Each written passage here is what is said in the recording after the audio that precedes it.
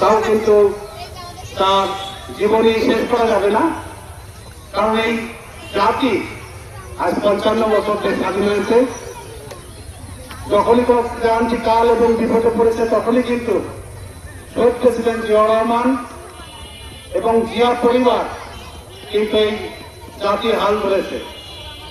তৎকালীন সময় অনেকে বলার চেষ্টা করেন তৎকালীন যে তথাকথিত মেজর 71 সালে তো আওয়ামী লীগের অনেক বড় বড় নেতা ছিল, অনেক বড় বড় সংগঠন ছিল, তারা কিন্তু স্বাধীনতার ঘোষণা দেন নাই।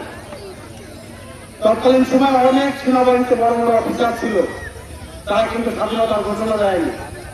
25 তারিখে কালুরঘাট বেতার কেন্দ্রে জিয়াউর রহমান একজন মেজর সর্বপ্রথম স্বাধীনতার ঘোষণা দিয়েছিলেন। সেই সময় কিন্তু এই জাতি একটি দিকভাবে হলো ছুটাছুটি করছিল। স্বাধীনতা এই ঘোষণার পরে কিন্তু তারা ঐক্যবদ্ধ হয়েছিল।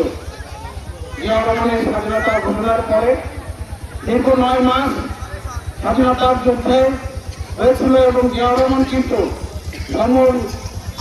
মুখে হলো যুদ্ধ করেছেন, তিনি যুদ্ধের নেতৃত্ব দিয়েছেন। যুদ্ধের পরে কিন্তু তিনি সেনাবাহিনীতে ফিরে গিয়েছেন। সেই সময় অনেকে ভেবেছিল পাকিস্তানের বিরুদ্ধে যদি স্বাধীনতার ঘোষণা দেওয়া হয়, তাহলে যদি যুদ্ধে পরাস্ত হয় তাহলে ফাঁসির কাছে তুলতে হবে। এই ভয় কিন্তু অনেকেই সেই সময় স্বাধীনতার কিংবা হলো যুদ্ধের ঘোষণা দেয়নি। জিয়াউর রহমান নিজের ছেলে মেয়ে পরিবারের কথা চিন্তা না করে তিনি কিন্তু স্বাধীনতার ঘোষণা দিয়েছিলেন।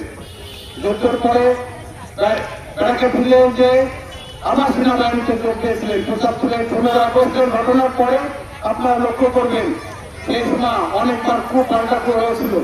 এমন একটি পরিস্থিতি তৈরি হয়েছিল যে এই দেশ পশ্চিমের মতন হবে না, হায়দ্রাবাদের মতন হবে। এই দেশ আমাদের সুরক্ষিত দেশ দখল করবে, সেই সময় কিন্তু আবার